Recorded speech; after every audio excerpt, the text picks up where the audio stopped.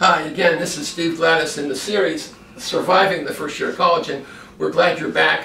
We talked previously about training early, about attending classes. Next, we're going to talk about studying the professor. A lot of kids think, why do I need to study the professor? I just need to study the subject. If I get good at the subject, that'll get me there. Not so. Professors are individuals just like you are, and you've got to get to know them if you want to have a relationship. If you want to have a relationship, you'll learn better when you have a good relationship. You'll learn less when you have a poor relationship. So it's pretty much that simple. And the question is, how do you find out about professors? Well, if you've ever heard of the internet, that's how you find out about professors. Pretty simple.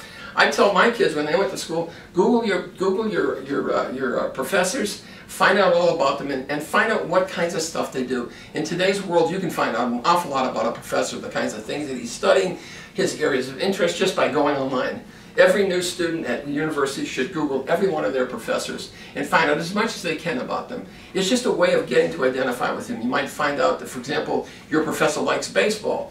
I had a student once who found out his teacher liked baseball. He was teaching math. The kid also liked baseball, and the two of them struck up a relationship just over baseball. So find out as much as you can about the professor.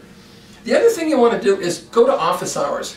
I've been having office hours for many years, and I can't tell you how many times I sit in my office waiting for students to come in at a designated hour. It's open to anybody that wants to come, and I end up doing nothing but grading papers or reading books because nobody ever comes. It's a lonely feeling in there, folks. My suggestion is that you come prepared with a question, not some goofy made-up kind of question, but a question that kind of comes from having read the assignment. Come in, ask a question to the professor, sit down, get to talk with them. I guarantee you'll get to know them better than anybody else in that class. So that's the first one. Get to know the professor as soon as you can, by the way, especially if you're in a large lecture hall. The second one is to form study groups. None of us is good at everything. We can't be good at everything there is to be good at. You just can't be. All the classes you can't be good at. Especially the Gen Ed classes, the classes that you have to take to graduate. So we tell people to form study groups. Form study groups. Study groups are important for a couple of reasons, not the least of which is they help you get a sense of the class after class. They let you talk it through with other people. Let you kind of hammer it out with other people from their points of view, and those points of views can really help you understand the class. Sometimes just looking at it from your own standpoint, especially if you get stuck on something, doesn't really help. But getting somebody else to kind of help you unlock that really makes a big difference.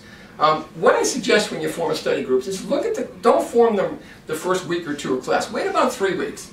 Watch the kids in the class that seem to be in sync with the professor. You'll find that true in every class. There are several kids, several students that are in sync with the professor. They just seem to be in sync with them by being able to answer the questions. They seem to get the professor. Those folks are the best of those folks that you want to chum up with. You want to kind of put your arm around them after class one day and say, hey, let's get together and see if we can study this thing together.